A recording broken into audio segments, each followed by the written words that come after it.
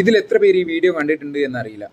ഒരു വീട്ടിൽ പാചകം ചെയ്യുമ്പോൾ ആ വീട്ടിലത്തെ ഗ്യാസ് സിലിണ്ടറിന് തീ പിടിച്ചിരിക്കുകയാണ്. അതെങ്ങനെയോ തീ പിടിച്ചതാണ്. അപ്പോൾ അവിടെയുള്ള അടുത്തുള്ള ആൾക്കാരൊക്കെ വന്നു ചേർന്നിട്ടുണ്ട് തീ കണ്ടപ്പോൾ.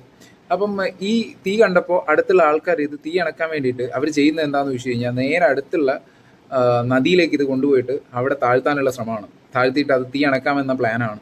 അങ്ങനെയാണല്ലോ സ്വാഭാവികമായിട്ടും ആൾക്കാർ തിങ്കിങ് പോവുക.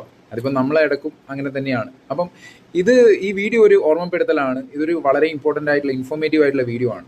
ഇങ്ങനെയുള്ള അപകടഘട്ടങ്ങളിൽ നമ്മൾ അറിഞ്ഞിരിക്കേണ്ട ചില പ്രധാനമായിട്ടുള്ള കാര്യങ്ങളുണ്ട്. ഇപ്പോൾ ഗ്യാസ് സിലിണ്ടറിന് തീ പിടിച്ച് കഴിഞ്ഞ് കഴിഞ്ഞാൽ എന്ത് ചെയ്യും? ഓയിൽ മൂലം, അതായത് നമ്മൾ കുക്ക് ചെയ്യുന്ന സ്ഥലങ്ങളിൽ നമ്മൾ വെളിച്ചെണ്ണ അതുപോലെയുള്ള വെജിറ്റബിൾ ഓയിലൊക്കെ യൂസ് ചെയ്യുന്നതാണ്. അതുമൂലം നമ്മൾ തീ ഉണ്ടായി കഴിഞ്ഞ് കഴിഞ്ഞാൽ എന്ത് ചെയ്യും?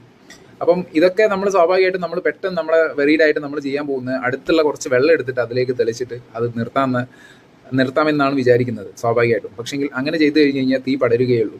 അപ്പം ഈ വീഡിയോയിൽ നിങ്ങൾ ശ്രദ്ധിച്ച് കഴിഞ്ഞാൽ മനസ്സിലാവും. ആ അടുത്തുള്ള ആൾ വന്നു, വേറൊരാൾ വന്നു, അവർ സിമ്പിളായിട്ട് ഒരു ബക്കറ്റ് എടുത്ത് അതിൻ്റെ മുകളിൽ മൂടിയിട്ട് തീ നിർത്തി. അപ്പം അത്രയേ ഉള്ളൂ.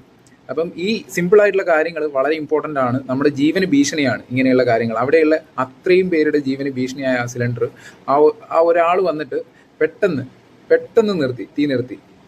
അപ്പം ഇതാണ് ഇതിലെ കാര്യം. ഇത്രയേ ഉള്ളൂ. ഒരറിവും ചെറുതല്ല.